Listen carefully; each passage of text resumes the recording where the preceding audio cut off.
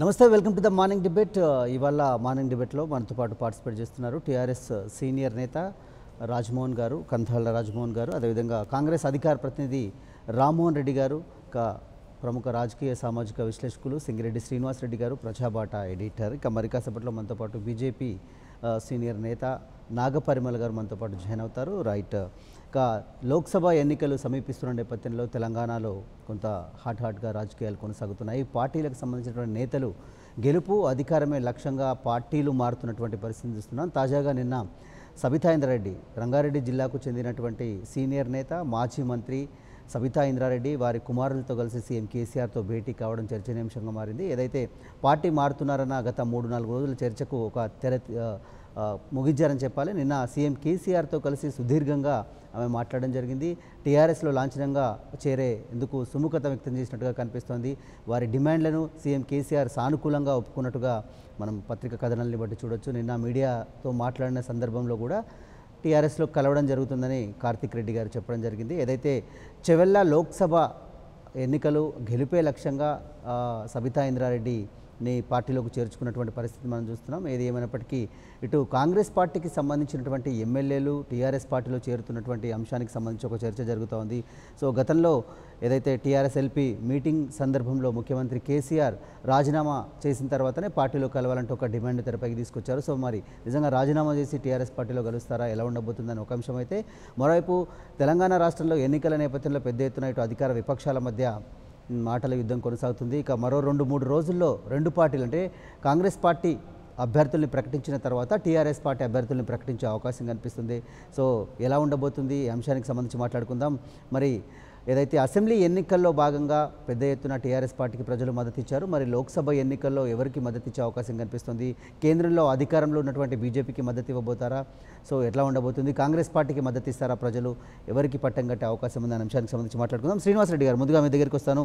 So తెలంగాణలో చూసుకుంటే assembly ఎన్నికల తర్వాత పెద్ద ఎత్తున కాంగ్రెస్ పార్టీకి సంబంధించినటువంటి ఎమ్మెల్యేలు, కాంగ్రెస్ పార్టీ నుంచి గెలిచిన వాళ్ళు, తెలుగుదేశం నుంచి గెలిచిన వాళ్ళు టీఆర్ఎస్ పార్టీలో కలుస్తున్నటువంటి సందర్భాన్ని చూస్తూ ఉన్నాం. సో గతంలో మనం చూసాం, రాజకీయ పునరేకీకరణ సీఎం కేసీఆర్ గారు అన్నారు. దాంట్లో భాగంగా పెద్ద ఎత్తున టీఆర్ఎస్ పార్టీలో చేరడం జరిగింది. ప్రస్తుతం మాత్రం రాజీనామా చేసిన తర్వాత పార్టీలోకి రావాలని కేసీఆర్ గారు చెప్పడం, సో ఎమ్మెల్సీ ఎన్నికల పరిణామాల నేపథ్యంలో 4-5 కాంగ్రెస్కి సంబంధించిన నేతలు కలవడం కావచ్చు, సబితా ఇంద్రారెడ్డి తాజాగా నిన్న ముఖ్యమంత్రితో భేటీ కావడం కావచ్చు, వీటన్నిటి మనం ఎట్లా విశ్లేషించుకోవాలి? సో రాజకీయాలు అంటే అధికారం లక్ష్యంగా పార్టీలు మారుతున్నారని భావించారా? నిజంగా నియోజకవర్గ అభివృద్ధి లేకపోతే రాజకీయంగా భవిష్యత్తు కోసమే పార్టీలు మారుతున్నారని భావించాలా? దీన్ని ఎట్లా చూడాలి మనం? మనము మీరు చెప్పినట్టు విశ్లేషించుకున్నట్టుంటే రాజకీయ కారణాలు అనేది ఎక్కువ. అంటే గతంలో పాతతరం నాయకులకు పాతతరం నాయకులకి స్వలాభం ఉండకపోయేది, ప్రజాశ్రేయస్ కోసమే పనిచేసేవాళ్ళు.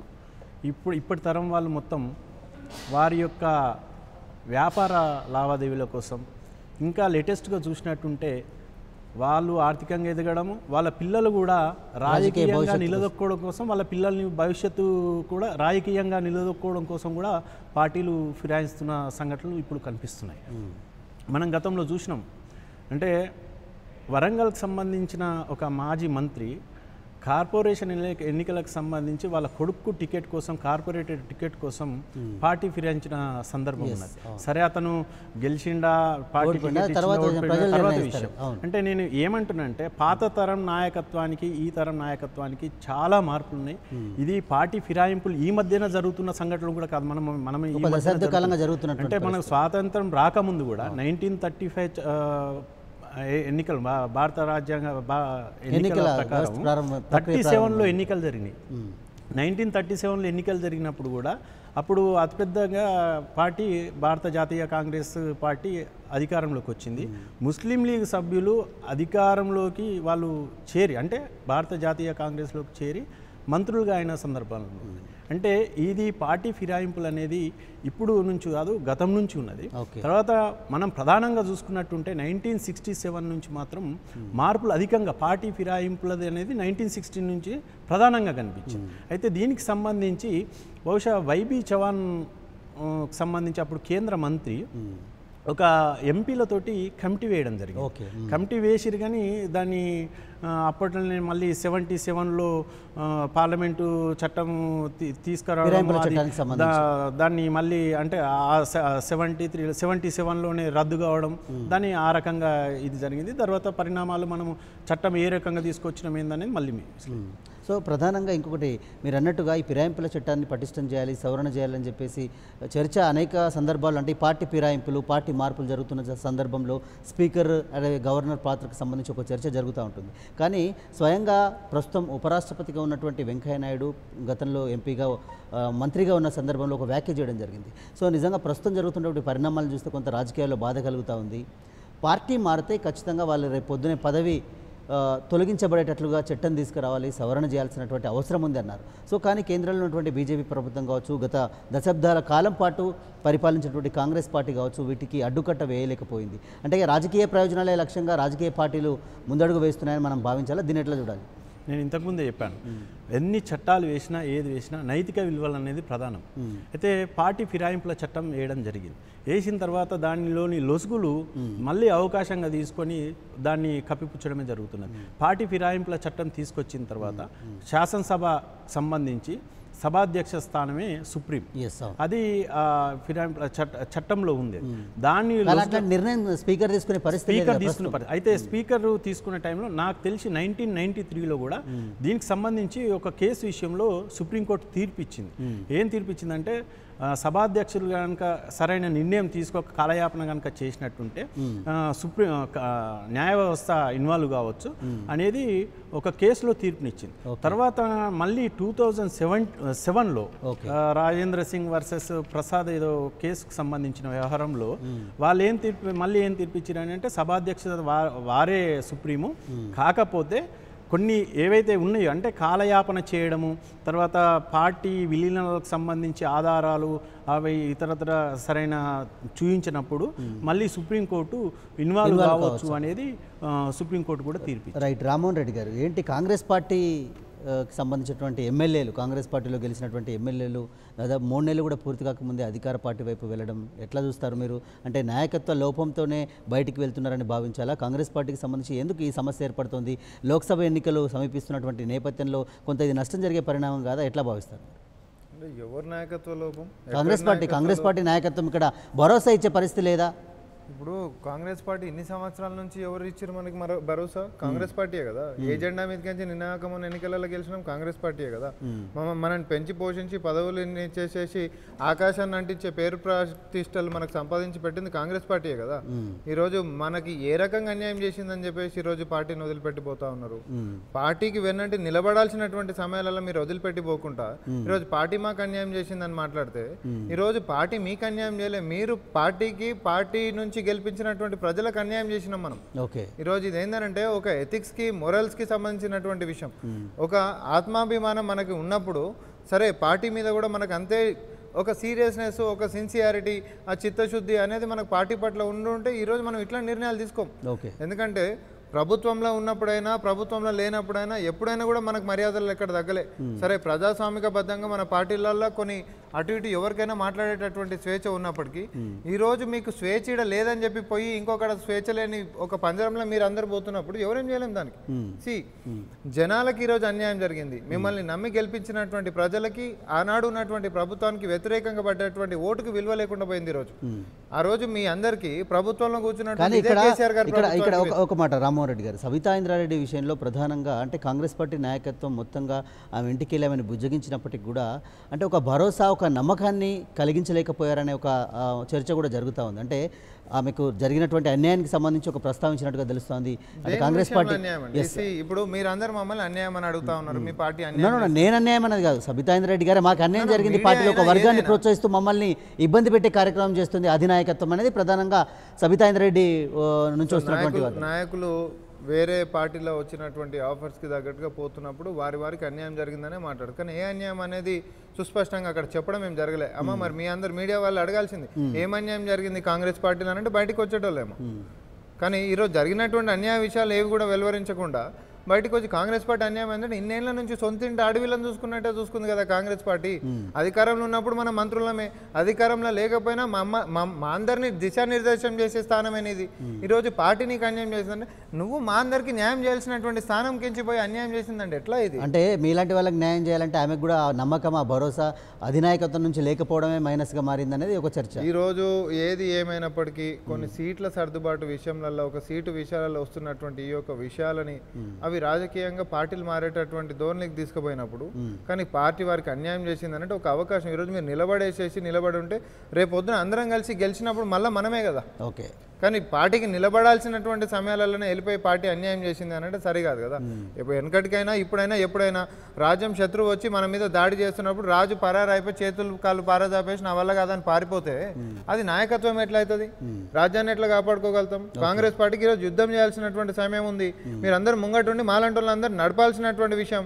మీరందరూ లేదు ఈ రాజ్యమే సరిగ్గా బాగాలేదని చెప్పి వెళ్ళిపోతే ఎట్లా? నిలబడాల్సినటువంటి సమయం. టీఆర్ఎస్ పార్టీ కావచ్చు, చేస్తున్న అభివృద్ధి సంక్షేమ కార్యక్రమాలు కావచ్చు, నాయకత్వం మీద నమ్మకం కావచ్చు, కేసీఆర్ గారి పరిపాలన చూసి వెళ్తున్నారని టీఆర్ఎస్. నేను ఒకటే అడుగుతా, ఒకవేళ నిజంగానే కేసీఆర్ గారి పరిపాలన బాగుండుంటే ఆనాడు ముందే మీరు పార్టీలకించి పోయి బీఫామ్ ఆ పార్టీలకించి తీసుకొని గెలిచేది ఉండే. లేదు కేసీఆర్ గారికి మీ నాయకత్వమే బాగుంది అనుకోరి ముందే మిమ్మల్ని పిలిపించి బీఫామ్ ఇచ్చేసి ఆ పార్టీలకించే గెలిపించి మిమ్మల్ని తీసుకునేది ఉండే. ఈ రోజు కాంగ్రెస్ పార్టీ జెండాకించి ప్రజాస్వామిక బద్దంగా గెలిచిన తర్వాత ఆ పార్టీలకు పోయేటప్పుడు వాళ్ళవి బాగున్నాయి. ఎన్ని రోజులైంది ఎన్నికలై? కనీసం ఏళ్ళ మీద సిరా గుర్తులు పోలే. ఏం పనులు అయ్యేది ఉండే? క్యాబినెట్ కూడా కాలేదు నిన్నగాక మొన్నటి దాకా. ఏం పనులు జరగలేవు అని చెప్పేసి ఈరోజు ప్రభుత్వంలో బాగాలేవు, ఇక్కడ పనులు మనకైతలేవు. ప్రతిపక్షంలో ఉంటే పనులు కావా? ప్రతిపక్షంలో ఉంటే పనులు గిట్ట కావని గిట్ట ఏమనుందా? రాజ్యాంగబద్ధంగా ముందుకు నడుస్తున్నటువంటి ఈ యొక్క ప్రభుత్వాలు ఈ ప్రభుత్వం బాగాలేదని అనుర్రి ఒక్కొర విషయాలలో ఎస్ నిజంగానే పనులు చేస్తలేరంటే కొట్లాడి పనులు చేయించుకుందాం, కానీ పార్టీ మారితే దానికి శాశ్వత పరిష్కారమా? రైట్, రాజ్మోహన్ గారు ఏం చెప్తారు? సో సబితా ఇంద్రారెడ్డి చేరికను మీరు ఎట్లా చూస్తారు? కాంగ్రెస్ పార్టీ అంటుంది అంటే ఫిరాయింపులు ప్రలోభాలకు గురి చేసి జరుగుతూ ఉన్నాయి, వారికి ఆశ చూపించి టీఆర్ఎస్ పార్టీలోకి తీసుకుంటున్నారు నాయకత్వాన్ని అనేది ఒక ప్రధానమైన ఆరోపణ. ఇక్కడ పరమేశ్వర్ గారు, సబితా ఇంద్రారెడ్డి గారు ఏదో నిన్న మొన్న కాంగ్రెస్ పార్టీలో జాయిన్ అయిన కొత్త ఆడపడుచు కాదు.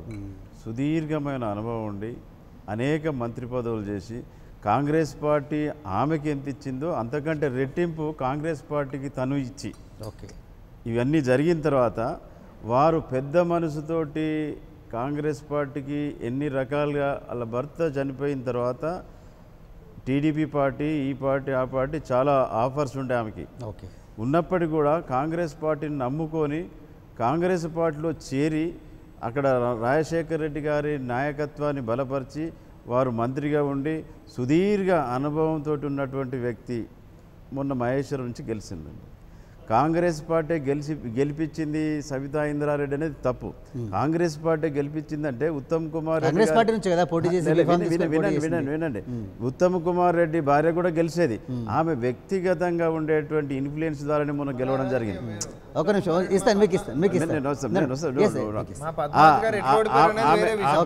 సబితా ఇంద్రారెడ్డి గారికి వ్యక్తిగత ఇన్ఫ్లుయెన్స్ ద్వారానే మొన్న గెలిచింది.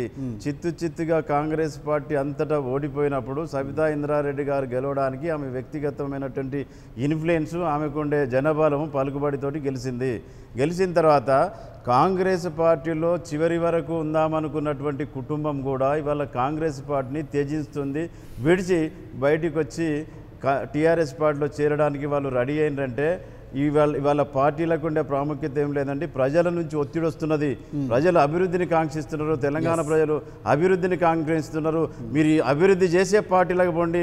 అభివృద్ధి ప్రజలకు అభివృద్ధి జరగాలి, ప్రజలకు సంక్షేమ పథకాలు అందాలి, ప్రజలకు రోడ్డు వ్యవస్థ రావాలి, ప్రజలకు మౌలిక సదుపాయాలు, సంక్షేమ పథకాలు నిరాటంగా జరిగేటట్టు మీరు నిర్ణయం తీసుకొని ప్రజల ఒత్తిడి మేరకే ఆమె పార్టీ మారుతుండే తప్పితే కాంగ్రెస్ పార్టీ ఏదో ఇది చేసింది అది చేసింది కాదు. కాంగ్రెస్ పార్టీలో వాళ్ళు చివరి వరకు ఉండేటువంటి క్యారెక్టర్స్ ఇవాళ ప్రజలు ఒత్తిడి తెస్తున్నారు.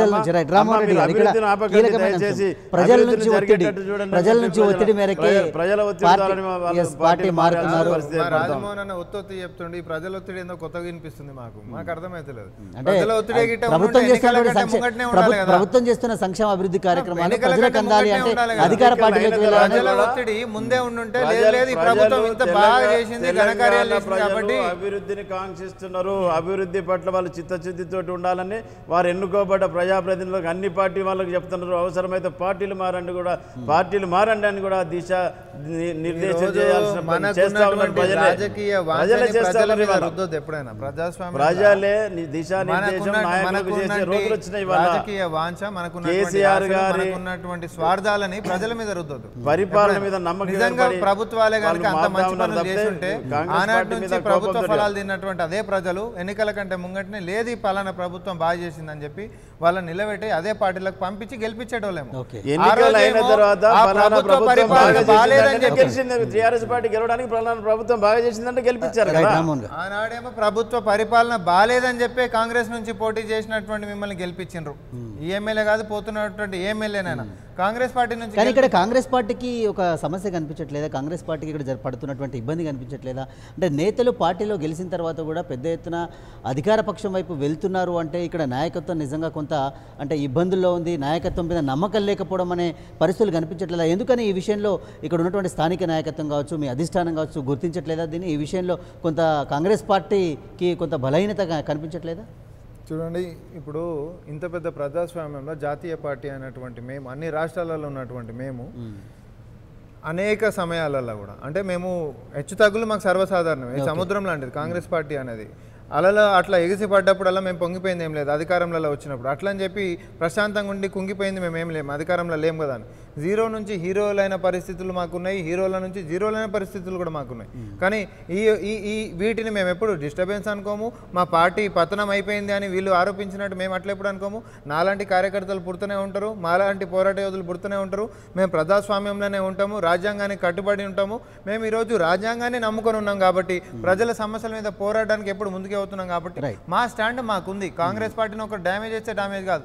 ఎన్నో ప్రాంతీయత పార్టీలు పుట్టగొడుగులుగా పుడుతుంటాయి పోతుంటాయి, వాటికంటే ఒక టైం లిమిట్ ఉంటుందేమో. కానీ ఇది ఒక జాతీయ పార్టీ, జాతీయ ఇంట్రెస్ట్లు ఉన్నటువంటి ప్రజల ఇంట్రెస్ట్లు ఉన్నటువంటి మా పార్టీ ఈరోజు నాయకులు పోయి వచ్చినంత మాత్రం అంటే మా సీనియర్లు మాకు దిశానిర్దేశం చేసేటప్పుడు ఒక చిన్న ఎగ్జాంపుల్ చెప్తారు. మన పార్టీ ఒక ట్రైన్ లాంటిది. ట్రైన్లో స్టేషన్లలో ఆగుతుంటుంది, పోతూనే ఉంటుంది. కానీ ఒక గమ్యం లేకుండా ఎప్పటికీ పోతూనే ఉంటాం. ఇది ట్రైన్, ప్యాసింజర్లు దిగుతుంటారు పోతుంటారు, నాయకులు అనేటోళ్ళు వస్తుంటారు పోతుంటారు, కానీ ట్రైన్ ఎప్పటికి ఆగదు. రైట్. శ్రీనివాసరెడ్డి గారు, ఇక్కడ రాజమోహన్ గారు ఒక మాట అన్నారు. అంటే అభివృద్ధి ప్రభుత్వం చేస్తున్నటువంటి కార్యక్రమాలు చూసి ప్రజల ఒత్తిడి మేరకే నాయకులు పార్టీలు మారుతున్నటువంటి పరిస్థితిని చూస్తున్నాం, ప్రజల నుంచి ఆ ఒత్తిడి వస్తుంది అనేది ప్రధానంగా టీఆర్ఎస్ చెప్తా ఉంది. అయితే ఇక్కడ ఒక విషయం గమనించాలి. అధికారము అనే దానికి సంబంధించిన వ్యవహారంలో అధికార పార్టీ ఏ పార్టీ అయినా ఈరోజు తెలంగాణ రాష్ట్ర సమితి ఉండొచ్చు, గతంలో కాంగ్రెస్ ఉండొచ్చు, తెలుగుదేశం పార్టీ ఉండొచ్చు, ఏదైనా ఉండొచ్చు.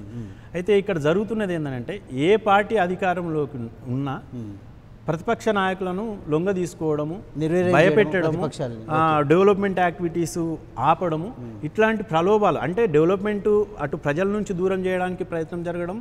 వాళ్ళు స్థానిక శాసనసభ్యులు ఏంటంటే డెవలప్మెంట్ అయిపోతుంది, నెక్స్ట్ నాకు ఉనికి ఉండదేమో అనే ఆలోచన ఒకటి జరుగుతున్నది. ఎట్ ఏ టైం మళ్ళీ ప్రలోభాలు కూడా జరుగుతున్నాయి అక్కడ. అయితే నేనేమంటున్నా అంటే ఈ సంస్కృతి ఇప్పటి నుంచి ఉన్నది కాదు.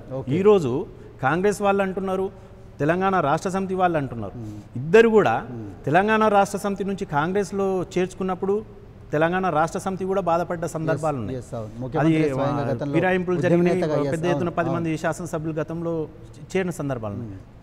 ఎట్ ఏ టైం ఇప్పుడు కాంగ్రెస్ బాధపడుతుంది. నేనేమంటున్నా అంటే ఆ వార్డు అనొచ్చా అనరాదో తెలియదు, కానీ నీకు సిగ్గు లేదు నాకు సిగ్గు లేదు అనే చందంగా నడుస్తున్నది ఇక్కడ వ్యవహారం. అంటే ఎవరైనా విలువలతోటి రాజకీయ నాయకులు పతనమైపోతుంది. అంటే నైతిక విలువ అనేది మెయిన్. ఏ చట్టం ఉన్నా ఏది ఉన్నా నైతిక విలువ అనేది కూడా కంపల్సరీ. అయితే నేను 1967 ఒక ఎగ్జాంపుల్ చెప్తాను. లోక్సభతో పాటు 16 రాష్ట్రాలకు ఎన్నికలు జరిగితే 8 రాష్ట్రాల్లో అతిపెద్ద పార్టీ కాంగ్రెస్ పార్టీ, కాకపోతే పూర్తి మెజార్టీ రాలేదు. అప్పుడు ఫిరాయింపులు జరిగినాయి. దాదాపు మార్చి నుంచి 1967లో మార్చి నుంచి డిసెంబర్ వరకు 3447 శాసనసభ్యుల్లో 314 మంది శాసనసభ్యులు పార్టీలు ఫిరాయించారు. ఓకే, అది తర్వాత ఏంది, at a time Haryana example, Haryana చెప్తున్నాను, 15 రోజులలో 3 పార్టీలు చేంజ్ అయ్యారు. ఓకే, అప్పుడే ఆయారాం గయారాం అని అంటే అప్పుడు అక్కడ ఉన్న శాసనసభ్యుడు గయాలాల్ అనే శాసనసభ్యుడు పార్టీ ఫిరాయించడం, పక్షం రోజులన్నీ 3 పార్టీలు ఫిరాయించింది. అప్పుడే ఆయారాం గయారాం అనే వచ్చింది. అది అంటే నేను చెప్తున్నాను, మళ్ళీ పార్టీలు బాధపడుతున్నాయి. అధికారంలో ఉన్న పార్టీ సంతోషపడుతుంది. ప్రతిపక్ష పార్టీ ఉన్నప్పుడు నెక్స్ట్ అధికారంలోకి వచ్చినప్పుడు ఆ పార్టీ అదే చేస్తున్నది, ప్రతిపక్షంలో ఉన్నప్పుడు ఈ పార్టీ ఇదే చేస్తున్నది. అంటే దీనికి ఎక్కడో ఒక దగ్గర స్టాప్ పెట్టాలా. అంటే దీనికి చట్టం రూపొందించిన సవరణలు జరిగిన పూర్తిగా అంటే అమలయ్యే విషయంలో నైతికతతో కూడుకున్న అంశాలు ముడిపెట్టి తర్వాత పూర్తిగా ఇంప్లిమెంట్ చేసే విషయంలో వైఫల్యం చెందుతాం. రైట్. నాగపరిమళ గారు బీజేపీ లీడర్స్ జాయిన్ అయ్యారు. రైట్ మేడం, తెలంగాణలో జరుగుతున్నటువంటి ఈ ఫిరాయింపులకు సంబంధించి బీజేపీ పార్టీగా మీ వ్యాఖ్యేంటి? సో దేశవ్యాప్తంగా అధికారంలో ఉన్నటువంటి బీజేపీ, మీరు వివిధ రాష్ట్రాల్లో అధికారంలో ఉన్నారు, వివిధ పార్టీలు మీ పక్షాన్ని కూడా చేరుతున్నటువంటి సందర్భాన్ని చూస్తున్నాం. తెలంగాణలో జరుగుతున్నటువంటి వీటికి సంబంధించి మీరేం చెప్తారు, ఎట్లా విశ్లేషిస్తారు మీరు? మామూలుగా ఇందాక సోదరులు చెప్పినట్టు నాయకులకి నైతిక విలువలు ఉండాలి.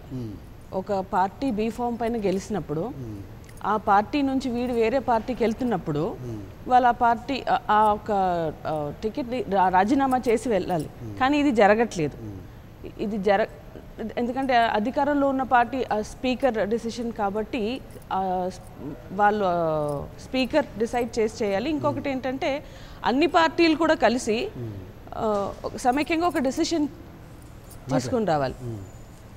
ఇలాగ అంటే అందరు కలిసి ఒక కన్క్లూషన్కి వచ్చి దీనిపైన డిసైడ్ చేయాలి. ఇంకొక విషయం ఏంటంటే కాంగ్రెస్ పార్టీకి ఒక ఇది తగ్గిపోతుందండి. అండ్ దాన్ని ఇప్పుడున్న టీఆర్ఎస్ పార్టీ వాళ్ళు దాన్ని బెనిఫిట్ తీసుకోవాలి. కాంగ్రెస్ పార్టీ పైన నమ్మకం లేదు కాబట్టి టీఆర్ఎస్ లో నమ్మకం లేదు, ప్రజలకి కాంగ్రెస్ పార్టీ పైన నమ్మకం లేదు. ఇంక ఫ్యూచర్ వాళ్ళకి కనపట్లేదు కాంగ్రెస్ లో.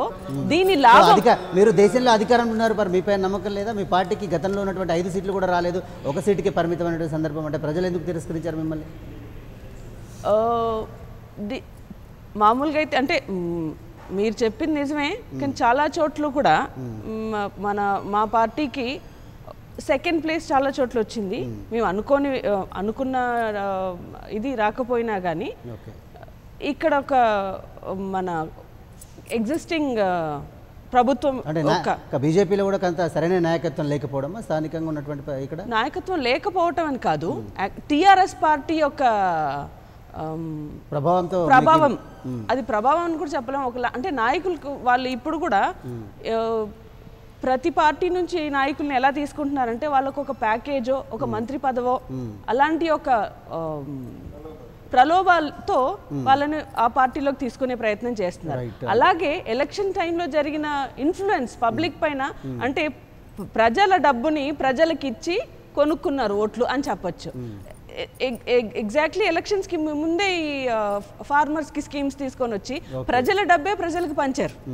దాంతో చాలా వరకు వాళ్ళకు ఓట్లు వచ్చాయి. సో అలాంటి పథకాలు అలాంటి విషయాల్లో మన ముఖ్యమంత్రి గారు చాలా తెలివిగా చేశారని చెప్పుకోవచ్చు. రైట్. రామ్మోహన్ రెడ్డి గారు, కొన్ని స్థానాలలో మీకు 2వ స్థానం వచ్చిందా? మిగతా అన్ని స్థానాల్లో మేమే 2వ స్థానం ఉన్నాం. దాని గురించి ఏం అనుమానం ఏం లేదు. మా కాంగ్రెస్ పార్టీ మీద నమ్మకం లేదు అని అంటే ప్రజలకు నమ్మకం ఉండొచ్చు, కొంతమంది గెలిచినటువంటి నాయకులకు నమ్మకం లేకపోతుండొచ్చు, వాస్తవమే ఉండొచ్చు. కానీ మీ పార్టీ పరిస్థితి ఈరోజు ప్రజాక్షేత్రంలో క్షేత్రస్థాయి ప్రజలనే లేదు కదా. ఈరోజు మీ సోకాళ్ళు ఎన్నో పెద్ద పెద్ద పథకాలు చెప్తారు, జనాలకు అర్థం కానని పథకాలు చెప్తారు. సరే 23 19 పథకాలు పేరు మార్చుకునే ఉన్నాయి, అంతో ఇంత హిట్ అయిన దాంట్లో కూడా. ఈరోజు ఆ జనాలే మిమ్మల్ని విశ్వసించినప్పుడు రేపు పొద్దున లోక్సభ ఎన్నికలలో ఎట్లా విశ్వసిస్తారని అనుకుంటారు? అయినా మీరు మీ పార్టీ అధినాయకత్వం ఆడ వదిలిపెట్టింది, ఈడ రాష్ట్రానికి వచ్చేసరికి రేపు పొద్దున గెలిచేటటువంటి పార్టీతోటి పొత్తులు పెట్టుకునే క్రమేపీ లోపాయకర ఒప్పందాలు, వీళ్ళ కమ్యూనికేషన్లు, ఒకరినొకరు శబాష్లు అనుకున్నాడు, ఈ కాంప్లిమెంట్స్ ఇవన్నీ మనం చూస్తూనే ఉన్నాం. టీఆర్ఎస్ బీజేపీ రేపు పొద్దున టీఆర్ఎస్ గెలిచిన తర్వాత ఫెడరల్ ఫ్రంట్ అన్నారు, 2వ పార్టీ ఇచ్చి ఎప్పటికీ వాళ్ళకి పేర్లు లేవు. రేపు పొద్దున ఢిల్లీ మెడల్ వస్తారని నేను అనేక సందర్భాలలో అడుగుతున్నా. ఢిల్లీ మెడల్ వస్తామంటే ఎవరు మెడల్ వస్తారు భయ్? మాకు కనీసం చెప్పుండ్రి. అంటే ఢిల్లీలో అంటే మెడల్ వస్తాం, ఢిల్లీ మెడల్ అంటే ఎవరు మెడలు? ఏ పార్టీవి?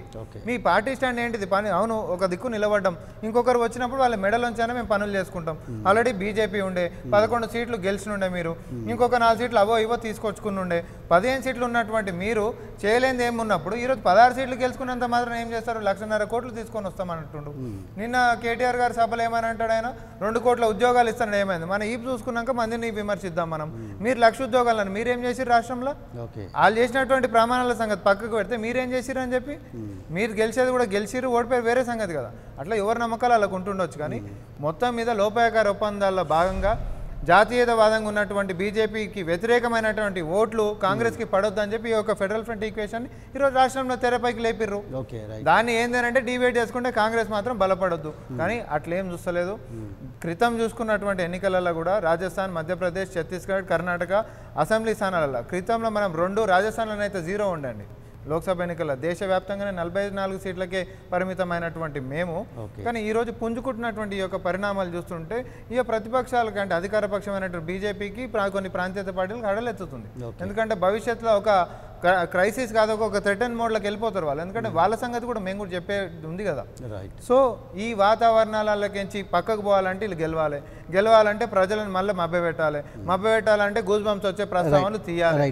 లోక్సభ ఎన్నికలు సమీపిస్తున్న నేపథ్యంలో అన్ని పార్టీలు అభ్యర్థులను ప్రకటించేందుకు రంగం సిద్ధం చేసుకున్నాయి. ఇప్పటికే టీఆర్ఎస్ పార్టీ సభలు సమావేశాలతో సన్నాహక సమావేశాలు వర్కింగ్ ప్రెసిడెంట్ కేటీఆర్ పాల్గొంటున్నారు వివిధ సభల్లో. ఇక కేసీఆర్ కూడా వివిధ సభలకు శ్రీకారం చుట్టబోతున్నారు. కరీంనగర్ నుంచి ఆయన సమావేశాలను ప్రారంభించబోతున్నారు. ఇక మరోవైపు కాంగ్రెస్ పార్టీ కూడా అభ్యర్థుల వేటలో కొనసాగుతుంది. ఏదైతే తాజా అసెంబ్లీ ఎన్నికల్లో ఓడిపోయినటువంటి కొంతమంది సీనియర్లకు పార్లమెంటు లోక్సభ స్థానాలను ఇచ్చేందుకు రెడీ అవుతున్నటువంటి పరిస్థితిని చూస్తున్నాం. ఈ నేపథ్యంలో కొంత హోరాహోరు పోరు ఉండే అవకాశం ఉందని తెలుస్తోంది. ఇక కేంద్రంలో అధికారంలో ఉన్న బీజేపీ కూడా పూర్తిగా అన్ని స్థానాల్లో పోటీ చేసేందుకు ముందుకు వస్తున్నటువంటి పరిస్థితి. సో ఎలా ఉండబోతుంది అనే అంశానికి సంబంధించి మాట్లాడుకుందాం. ఇక ఫెడరల్ ఫ్రంట్లో భాగంగా 16 సీట్లు ఇస్తే ఎన్నికల తర్వాత ప్రాంతీయ పార్టీలని ఏకతాటిపైకి వచ్చి ఢిల్లీని మేమే శాసిస్తామని కేటీఆర్ పదే ప్రతి సభలోనూ సమావేశంలో చెప్తున్నటువంటి సందర్భాన్ని చూస్తూ ఉన్నాం. సో నిజంగా ప్రజలు పూర్తిగా మరి టీఆర్ఎస్కు మద్దతు ఇస్తారా, బీజేపీకి మద్దతు ఇస్తారా, కాంగ్రెస్ పార్టీని పట్టు నిలుపుకుంటుందా, ఎలా ఉండబోతున్న అంశంపై మాట్లాడదాం. శ్రీనివాసరెడ్డి గారు, కేటీఆర్ గారు ప్రతి సమావేశంలో ఇప్పటివరకు జరిగినటువంటి అన్ని పార్లమెంటు సెగ్మెంట్లో మాట్లాడిన సందర్భంలో 16 సీట్లు మాకు ఇవ్వండి, ఢిల్లీని శాసిస్తాం, ప్రధానమంత్రిని మేమే నిర్ణయిస్తాం, రాష్ట్రానికి రావాల్సినటువంటి న్యాయబద్ధంగా రావాల్సినటువంటి హక్కుల్ని సాధించుకుంటామని పదే చెప్తా ఉన్నారు. సో నిజంగా అది సాధ్యమయ్యే పరిస్థితి కనిపిస్తోందా? తెలంగాణలో ప్రస్తుతం ఉన్నటువంటి ఈక్వేషన్స్, లోక్సభ ఎన్నికల సందర్భంలో పార్టీలు మారుతున్నటువంటి ఈ తరుణంలో సో నిజంగా నేషన్ మోడ్లో జరిగేటువంటి జాతీయవాదంతో జరిగేటువంటి పార్లమెంట్ ఎన్నికల్లో ప్రజలు ఎవరికి పట్టం కట్టే ఛాన్స్ కనిపిస్తుంది? ప్రస్తుతం ఉన్నటువంటి పరిస్థితుల్లో గతంలో కేసీఆర్కి ఏ విధంగా అయితే ప్రజలు మద్దతు ఇచ్చారో నిజంగా ఆ పరిస్థితి ఉంటుందా, లేకపోతే కాంగ్రెస్ పార్టీకి మద్దతు తెలిపే అవకాశం కనిపిస్తుందా? బీజేపీని ఏదైతే ప్రస్తుతం నిన్న మొన్న జరిగినటువంటి ఏదైతే ఈ ఉగ్రవాద దాడులు, పుల్వామా ఘటన, తర్వాత సర్జికల్ స్ట్రైక్, ఆ భావోద్వేగాలు ఏమైనా కొంత వాటికి మద్దతు పలిగే అవకాశం ఉంటుందా? ఎట్లా ఉంటుందని మీరు భావిస్తారు? అయితే కేటీఆర్ గారు బహిరంగ సభల్లో మాట్లాడేదాన్ని బట్టి గత అనుభవాలను దృష్టిలో పెట్టుకొని వారు మాట్లాడుతున్నట్టుగా అనిపిస్తుంది. అంటే పూర్తిగా మిత్రపక్షం, మనం ఇంతకుముందు సంకీర్ణ ప్రభుత్వంలో ఉన్నప్పుడు ఎగ్జాంపుల్ బీహార్ ఉంది, రైల్వే శాఖ మంత్రి ఉంటే అక్కడ తీసుకుపోవడం, మమతా ఉంది బెంగాల్ తీసుకుపోవడం, అంటే వీళ్ళు సంకీర్ణ ప్రభుత్వంలో అలా చేసుకోవచ్చనే ఉద్దేశంతో కేటీఆర్ గారు గత అనుభవాలను దృష్టిలో పెట్టుకొని మాట్లాడుతున్నట్టు అనిపిస్తున్నది. అయితే మనం గత 5 సంవత్సరాల మోడీ పాలన చూసినట్టుంటే మనం ఆయన ఎక్కడ కూడా పక్షపాతము లేకపోతే ఒక రాష్ట్రానికి పక్షపాతం చూపించి ఇంకో రాష్ట్రానికి ఇచ్చేసిన కేటీఆర్ గారు అంటున్నారు కదా, నీతి ఆయోగ్ చెప్పినప్పటికీ కూడా సంక్షేమ పథకాలకు సంబంధించి ఏదైతే మిషన్ భగీరథ, మిషన్ కాకతీయకు సంబంధించి నిధులు ఇవ్వలేదనేది ప్రధానంగా వాళ్ళ ఆరోపణ. అయితే పరమేశ్వర్ గారు ఎప్పుడైనా ఒకటి ఉంటుంది, మీరు గత ఈ 5 ఏళ్లలో చాలా సందర్భాల్లో కృతజ్ఞతలు చెప్పిన సందర్భాలు ఉన్నాయి. అటు హరీష్ రావు గారు కానీ, సీఎం కేసీఆర్ గారు కానీ, కేటీఆర్ గారు కానీ అభినందనలు చెప్పిన సందర్భాలు ఉన్నాయి. ఎందుకు చెప్పారు అని అంటే వీరికి ఇప్పుడు ఏవి మన నీళ్ళకు సంబంధించి ప్రాజెక్టులు ఏవైతే కడుతున్నామో దానికి సంబంధించిన అనుమతులు అన్నీ కూడా గత ప్రభుత్వాల కంటే కూడా మేము ఇక్కడ బీజేపీ అధికారంలో లేకున్నా, సెంట్రల్లో బీజేపీ ఉన్నా పక్షపాతం లేకుండా అన్ని అనుమతులు మంజూరు చేసిందని గడ్కరీని కలిసిన సందర్భాలు అన్ని సందర్భాలు ఉన్నాయి. రహదారుల విషయంలో అనుకోండి, ప్రాజెక్టుల విషయంలో కానీ. అంటే అది గతం పీరియడ్. ఎన్నికల విషయానికి వచ్చేసరికి ఏ రాజకీయ పార్టీ ఉనికి కాపాడుకోవడానికి, ఏ రాజకీయ పార్టీ ఎక్కువ సీట్లు గెలుచుకోవడానికి ఈ రాజకీయ విమర్శలే అనుకోవచ్చు, కానీ ఇది ప్రామాణికం కాదని నేను అనుకుంటున్నాను. అట్లా అనుకుంటే మొదటి నుంచి కూడా ఈ అనుమతులు ఇట్లాంటి విషయంలో వీళ్ళు కృతజ్ఞతలు చెప్పేది కాదు. మనం చూసినాం మున్సిపల్కి సంబంధించి కానీ ఇతరత్ర అవార్డులు చాలా కేంద్ర ప్రభుత్వం నుంచి అవార్డులు వచ్చినాయి రాష్ట్ర ప్రభుత్వానికి. అంటే నేనేమంటున్నా అంటే గతంలో ఉన్న ప్రభుత్వాలను దృష్టిలో పెట్టుకొని మాట్లాడుతున్న సందర్భం తప్పించి ఇది మిగతా విషయం కాదని నేను అనుకుంటున్నాను. ఇంకొక విషయం ఇక్కడ ఏంటంటే మోడీకి పూర్తి మెజారిటీ రానప్పుడు మా అవసరం ఉంటే గనక ఎక్కువ సాధించుకోవచ్చు అనే అవకాశం ఎవరికైనా ఉంటుంది, అది సహజం. అది కాంగ్రెస్ అయితే పార్టీకి 100 బీజేపీకి 150 కంటే ఎక్కువ రావు. ఖచ్చితంగా మనమే కీలకం కాబోతున్నాం, జాతీయ రాజకీయాల్లో ఫెడరల్ ఫ్రంటే కీలకం కాబోతుంది అనేది కేటీఆర్ గారు. ఇప్పుడున్న పరిస్థితులలో సంకీర్ణ ప్రభుత్వం అనేది ప్రజలు దాన్ని ఆ తీర్పు ఆ రకంగా ఇస్తున్నట్టు మనకు కనిపించట్లేదు. ఆ అవకాశం వస్తే అనే ఆలోచన ఉన్నట్టున్నది. కానీ ఇప్పుడు మనం పరిణామాలు చూసినట్టుంటే, దేశవ్యాప్తంగా అన్ని రాష్ట్రాల్లో పరిణామాలు చూసినట్టుంటే మోడీకి స్పష్టమైన మెజారిటీ వచ్చే విధంగానే కనిపిస్తున్నాయి. మనం కొన్ని సర్వేలు చూసినా కానీ ఆ విధంగా కనిపిస్తుంది. కాంగ్రెస్ పార్టీ కూడా బలం పుంజుకుంది. మొన్న జరిగినటువంటి ఎన్నికల్లో 3 రాష్ట్రాల్లో కాంగ్రెస్ పార్టీ బలం పుంజుకున్నట్టుంటే ఎక్కడో ఉన్న ఇప్పుడు ఇన్ని రోజులు ప్రియాంక బయట దేశంలో ఉండి ఎన్నికల ముందు వస్తే ప్రజలు నమ్మే పరిస్థితులలో లేరు. అంటే వీళ్ళకి గనక నేను అనేది ఏమంటున్నానంటే వీళ్ళకి ఆ నమ్మకం గనక ఉంటే, కాంగ్రెస్ పుంజుకుంటుందనే నమ్మకం గనక ఉంటే ఇలాంటి కార్యక్రమాలు అంటే వాళ్ళకి నమ్మకం లేకనే రాహుల్ గాంధీ నాయకత్వం మీద నమ్మకం, ప్రజలు విశ్వసిస్తలేరనే నమ్మకం లేకనే ప్రియాంక గాంధీని తీసుకున్నట్టు అనిపిస్తున్నది ఇక్కడ. కాబట్టి ఈ రకంగా కనిపిస్తున్నది. మోడీ విషయంలో స్పష్టమైన మెజారిటీ వచ్చే విధంగా ఉన్నది. కాంగ్రెస్కు నాయకత్వ లోపం స్పష్టంగా కనిపిస్తున్నది. ఈ కేసీఆర్ గారు ఆలోచన విధంగా రాష్ట్ర అభివృద్ధి దిశలో వాళ్ళు ఆలోచించినట్టు సౌత్ ఇండియాలో బీజేపీ ప్రభావం అంతగా ఉండదు. సో కాంగ్రెస్ పార్టీ కొంత బలమైన నాయకత్వం తెలంగాణ రాష్ట్రంలో ఉన్నటువంటి పరిస్థితి. సో ఈ పరిస్థితుల్లో నిజంగా పూర్తి స్థాయి 16 సీట్లు నిజంగా కేటీఆర్ చెప్తుండగా గెలుచుకునే ఛాన్స్ కనిపిస్తుందా? కాంగ్రెస్ పార్టీ కూడా దాదాపు 4-5 స్థానాల్లో ఖచ్చితంగా గెలవబోతున్నామని ఒక సంకేతాలు ఇస్తున్నటువంటి సందర్భం చూస్తాం. అంటే మనం శాసనసభ ఎన్నికల నుంచి స్థానిక సంస్థల మన జరిగిన ఎన్నికలు ఎమ్మెల్సీ ఈ ఎన్నికల వరకు చూసుకున్నట్టుంటే, ఎమ్మెల్సీ అంటే మనము కాబట్టి మనం అంతా కాకుండా శాసనసభ సంబంధించి ఎన్నికలు చూసినట్టుండి మన స్థానిక సర్పంచ్ల సంబంధించిన ఎన్నికలను చూసినట్టుంటే మాత్రం టీఆర్ఎస్కు స్పష్టమైన మెజారిటీ కనిపించే విధంగానే ఉన్నది. మనం చూస్తున్నాం ఇక్కడ నాయకత్వ లోపం అనేది, అంటే ఎవరు నాయకత్వం వహించేది అనేది.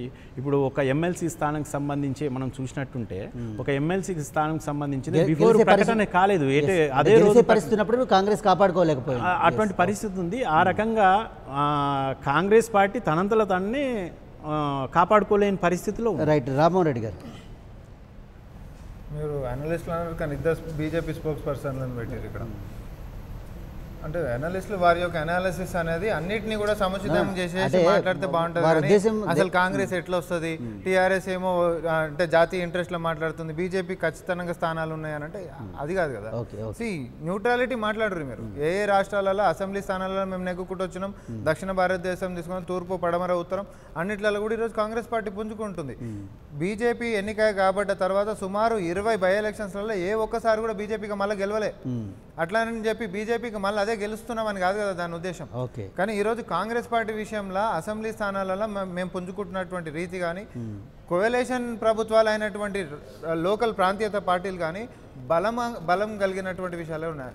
ఇప్పుడు గఠబంధన్ తీసుకోండి, గఠబంధన్ ఎవరెవరు కలిసిరండి? మోడీ హేతర ప్రభుత్వం కావాలని అంటారు కదా. అంటే బీజేపీకి కోయలేషన్కి పోయేటటువంటి ప్రభుత్వాలు దీంట్లో ఏం లేవు. టీఆర్ఎస్ విషయానికి వస్తే 16 సీట్లు ఉన్నటువంటి 16కే పరిమితమైనటువంటి మీరు, అది కూడా పోటీకి ఎన్ని గెలుస్తారు ఎన్ని ఓడిపోతారు ఇంకా ఈడ నిర్ణయాలు కాలే, ఫలితాలు కాలే. దాని మీదనే మీరు దేశంలో రాజకీయాలన్న కీలకమైనటువంటి పాత్ర మేము పోషిస్తామని అంటా ఉన్నారు. మరి పక్కన ఉన్నటువంటి యూపీ, వెస్ట్ బెంగాల్ ఇవన్నీ 80 సీట్లు ఉంటున్నటువంటి రాష్ట్రాల సంగతి ఏమవుతుంది?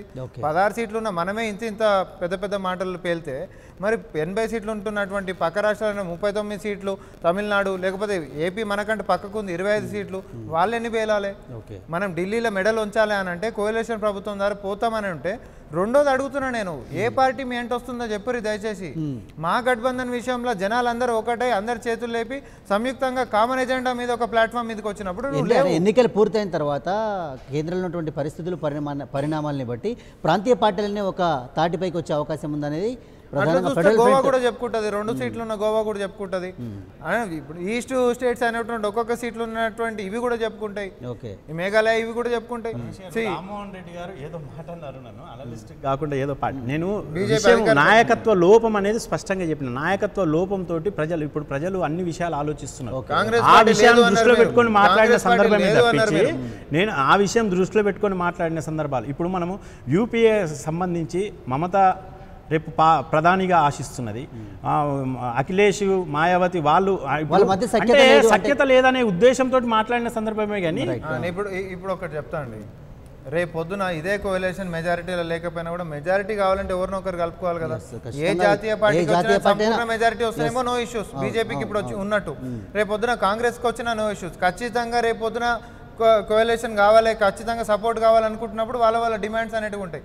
ఇప్పుడు ఒకవేళ కేసీఆర్ గారు కానీ లేకపోతే జగన్ గారు కానీ లేకపోతే ఇంకోరైనా ఒకరిద్దరు ఇల్లెంబడి వచ్చినా కూడా అసలు ఇలా అవసరమే పడలేదు అనుకోరు, లేకపోతే ఓన్లీ తెలంగాణ సీట్లు అవసరం పడలేదు అనుకోండి, మేమందరం కూడా పోమని ఆగరు కదా.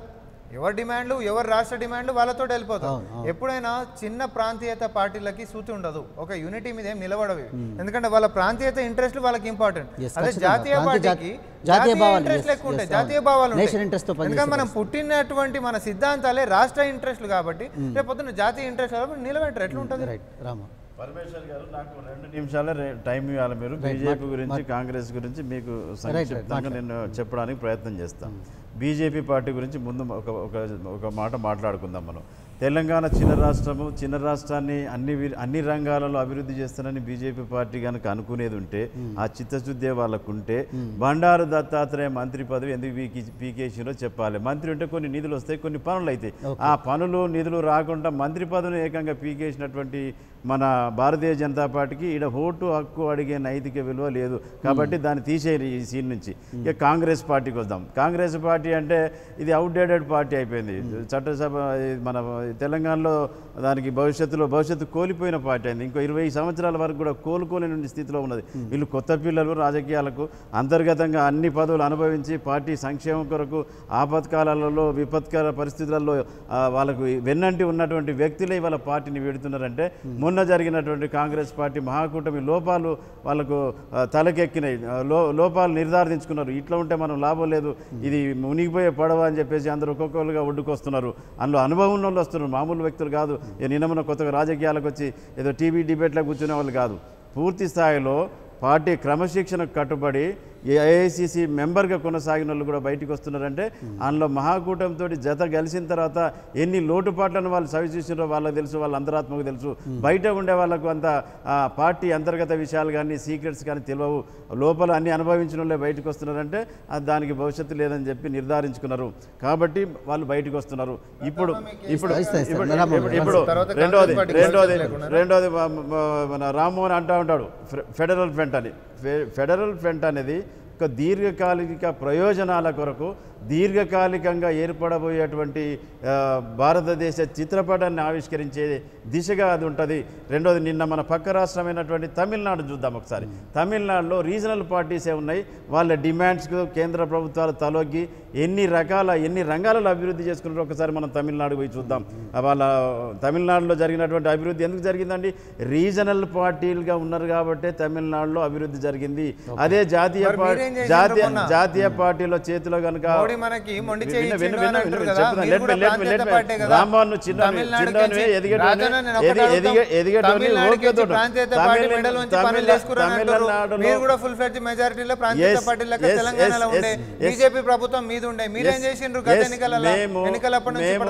మేము తలలు వంచినమా మెడలు విరిచినమా అని పక్కకు పెడితే అభివృద్ధిని కాంక్షించినము, అభివృద్ధి చేసి చూపెడుతున్నాము కాబట్టి తిరిగి ప్రజానికము మాకు 90 సీట్లతోటి పట్టం కట్టిరు, 88 సీట్లతో పట్టం కట్టిరు. మిమ్మల్ని చిత్తుగా ఓడించి అక్కడ ఒక మూలకు చెక్కిరు.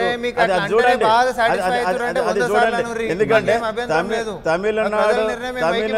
తమిళనాడు తరహా కంటే ఎక్కువ అభివృద్ధి దశలో తెలంగాణ ప్రభుత్వం ప్రయాణం చేస్తున్నది. మీకు ఆ విషయం తెలియదు. అభివృద్ధి తమిళనాడు బాగా డెవలప్ అవుతుంది కాబట్టి సీట్లు ఎట్లా చేస్తారంటే ఇప్పుడు మోడీ గ్రాఫ్ పడిపోయిందండి. దేశంలో మోడీ గ్రాఫ్ పడిపోయింది. కాంగ్రెస్ కు అదే దిక్కుమొక్కు లేని పరిస్థితి ఏర్పడుతుంది. ఎవరు కూడా మెజార్టీకి రారు. రేపు ప్రత్యామ్నాయంగా 16 సీట్లతోటి మేము ప్రత్యామ్నాయం కాబోతున్నాము. అది గమనించాలి. తమిళనాడు, కర్ణాటక లాంటి రాష్ట్రాలు, ఆంధ్రప్రదేశ్ లాంటి రాష్ట్రాలు, పశ్చిమ బెంగాల్ లాంటి రాష్ట్రాలు, మేము ఉండి తెలంగాణ అభివృద్ధి సైడ్ తెలంగాణ ప్రజల ఆకాంక్ష మేరకు మా ప్రభుత్వం, మా గౌరవ ముఖ్యమంత్రి గారు నడుచుకుంటారు. అత్యధిక నిధులు తెచ్చి తెలంగాణ ప్రాంతాన్ని సర్వతోముఖ అభివృద్ధి చేయడానికి అదేవిధంగా మా ప్రజలకు, తెలంగాణ ప్రజలకు మేము ఇచ్చేటువంటి కానుక కూడా మీరు చూడబోతున్న భవిష్యత్తులో. మీరు ఆల్రెడీ కష్టాలలో మీరు దిగండి, బయటికి రండి అని చెప్తున్నాం. మీరు అన్నారు అంటే రామ్మోహన్ గారు ఒక మాట అన్నారు, దత్తాత్రేయ గారికి కేంద్ర మంత్రి పదవి నుంచి తొలగించారు, కనీసం ఆ పదవి ఉంటేనే రాష్ట్రానికి నిధులు వచ్చేవి, ఇవ్వాల్సినటువంటి నిధులు ఎలాగో ఇవ్వలేరు, సో ఇక్కడ బీజేపీకి ఆ స్కోప్ లేదు, అవకాశం లేదు, ఒక స్థానం కూడా గెలిచే పరిస్థితి లేదు, గతంలో గెలిచినటువంటి సికింద్రాబాద్ లాంటి స్థానాలు కూడా బీజేపీ గెలవలేదనేది ప్రధానమైనటువంటి పరిస్థితి. నిజంగా తెలంగాణ రాష్ట్రానికి బీజేపీ పూర్తిగా అన్యాయం చేసిందనేది టీఆర్ఎస్ చెప్తాం. అన్యాయం గురించి మాట్లాడే పార్టీ టీఆర్ఎస్ పార్టీ కాదండి, ఎందుకంటే ప్రజలకి అన్యాయం చేసింది టీఆర్ఎస్ పార్టీ. ముఖ్యమంత్రి గారు ఆయన అంటే సీఎం గారు వితంతులకు పెన్షన్ ఇచ్చడమా, బోధకాలకు పెన్షన్ ఇచ్చడా, విద్యార్థులకు సన్నబియ్యం పెట్టడం మంత్రి పదవి కాదు. ఎన్నికలకి రాకముందు 2014 ముందు కేసీఆర్ గారు దళితుడిని ముఖ్యమంత్రి చేస్తాను లేకపోతే నా తల అలాంటివి ఎన్నో చెప్పి వాళ్ళు అలాంటివి ఎన్నో రకాల ప్రజలు తీర్పిచ్చారు, ప్రజలు ఎన్నుకున్నారు, ప్రజలు కాదు అండి ఎన్నుకున్నది, ఆయన దళితుడిని ముఖ్యమంత్రి చేస్తా అన్నందుకు ప్రజలు ఎన్నుకున్నారు, కానీ వాళ్ళ పార్టీలో ఆయన డిసైడ్ చేసుకొని ఆయన ముఖ్యమంత్రి అయిపోయారు. భారతీయ జనతా పార్టీ చెప్తే చేసేది కాదు. కేటీఆర్ గారు అంటున్నారు 16 సీట్లు మేము గెలుస్తామని చెప్పేసి, 16 సీట్లు గెలిస్తే వాళ్ళు సెంట్రల్లో ఏదో చేసేస్తామంటున్నారు. ఆయన ఇందాక సోదరు అన్నట్టు వేరే రీజనల్ పార్టీస్ 16 సీట్ల కన్నా ఎక్కువ ఉన్న పార్టీలు చాలా ఉన్నాయి. సో వాళ్ళు అంటే ఇక్కడ 100 రోజులు పూర్తయినా పూర్తిగా క్యాబినెట్ కూడా చేసుకోలేని పార్టీ సెంటర్లోకి వెళ్ళేసి ఎలా ఏం చేస్తుంది అన్నది మాకు అర్థం కావట్లా, దాన్ని ప్రశ్నించాలి. ఇలా చాలా హామీలు చేసి చేయని పార్టీ వాళ్ళు. ఒక మహిళా ఈ క్యాబినెట్ లో కూడా ఒక్క మహిళా మంత్రి కూడా లేరు, ఈ క్యాబినెట్ లో కూడా ఇంతవరకు ఒక మహిళా మంత్రి కూడా లేరు. అంటే మహిళలకి ఎంత అన్యాయం చేస్తున్నారో వారు అడిగింది దత్తాత్రేయ గారిని ఎందుకు తీసేసారో దానికి వివరణ ఇవ్వమన్నారు, కానీ మీ దళిత ముఖ్యమంత్రి గురించి కాదు, ఈ అన్యాయం చేసిన దాని గురించి. అన్యాయం చేశారన్న ప్రశ్న అడిగే అర్హత లేదు ఆ టీఆర్ఎస్ పార్టీకి, మీరు చేసిన అన్యాయాలు చాలా ఉన్నాయి అంటున్నారు. ఏదైనా ఒక సబ్జెక్టు విషయానికి వస్తే మనం ప్రశ్నించే ముందు మనం ఏం చేస్తున్నాం అనేది ఎదుటి వాళ్ళు కూడా చూస్తారు, ఎదుటి వాళ్ళు మనం చూస్తారు. మనం అంటే నేను అదే అంటున్నాను, రాజకీయ పార్టీలు ఇదే ఒకరికొకరు క్వశ్చన్ చేసుకోవడం, ఒకరికొకరు ఇది. ఇప్పుడు రామ్ గారు అన్నారు, ఏమన్నారు, సెంట్రల్ మినిస్టర్ దత్తాత్రేయ గారు, వీళ్ళు అన్నారు మహిళా మంత్రి. అంటే నేను ఏమంటున్నా అంటే ఒక టీం లీడరు ఆయన పరిస్థితులకు అనుగుణంగా ఉన్న సంఖ్యాబలం ఏదైతే ఉంటుందో దాని ప్రకారం వాళ్ళు టీం వర్క్ చేసుకుంటారు. దాని మూలాలకు మనం పోవాల్సిన అవసరం లేదు. డెవలప్మెంట్కి సంబంధించిన వ్యవహారంలో ఒక టీం లీడర్ ఏ రకంగా మంత్రివర్గం ఉండాలా, ఏ రకంగా అనేది వాళ్ళ టీం వర్క్ వాళ్ళ ప్రొసీజర్ ప్రకారం ఉంటుంది. ఈ అభివృద్ధికి సంబంధించిన విషయంలో దాంట్లో మనము పోటీపడి ఇది చేస్తే బాగుంటుంది. రైట్ మేడం మాట్లాడు. అంటే ఇంతకుముందు కేటీఆర్ గారిని ఒక ప్రెస్ మీట్లో ప్రశ్నించినప్పుడు ఈ మహిళా మంత్రి విషయంలో కొన్ని ఈక్వేషన్స్ వల్ల మేము మహిళలకి మంత్రి పదవి ఇవ్వలేకపోతున్నాము అని చెప్పారు. అది ఏం ఈక్వేషన్సో అది వాళ్ళ పార్టీ వరకే అర్థం అవుతుంది. అది అసలు అలాంటి ఈక్వేషన్స్ ఏమున్నాయి ఇప్పటికి కూడా, పోనీ 2014 ఎన్నికలు అయిపోయింది, ఇప్పటికి ఫామ్ చేసిన క్యాబినెట్లో కూడా ఒక్క మహిళా మంత్రి కూడా లేదు. ఇద్దరికి ఇస్తామన్నారు కదా, ముఖ్యమంత్రి గారు స్వయంగా చెప్పారు. సో లోక్సభ ఎన్నికల తర్వాత మేబీ ఎక్స్పెన్షన్ ఉండొచ్చు, దాంట్లో ఇచ్చే అవకాశం. Thank you very much Rammohan గారు, రామ్మోహన్ రెడ్డి గారు, అదేవిధంగా శ్రీనివాస్ రెడ్డి గారికి, పరిమళ గారికి ధన్యవాదాలు. ఇది వాటి ప్రత్యేక చర్చా కార్యక్రమం. వచ్చే లోక్సభ ఎన్నికల్లో ప్రధానంగా తెలంగాణ రాష్ట్రంలో నిజంగా ప్రజలు ఎవరికి పట్టం కట్టబోతున్నారనేది మాత్రం కొంత ఉత్కంఠ కనిపిస్తోంది. అన్ని పార్టీలు అభ్యర్థుల్ని ప్రకటించేందుకు సమాయత్తమవుతున్నాయి. ధన్యవాదాలు ప్రతి ఒక్కరికి. ఇది వాటి ప్రత్యేక చర్చా కార్యక్రమం. చూస్తూనే ఉండండి 99 TV. For more updates, please subscribe 99 TV Telugu.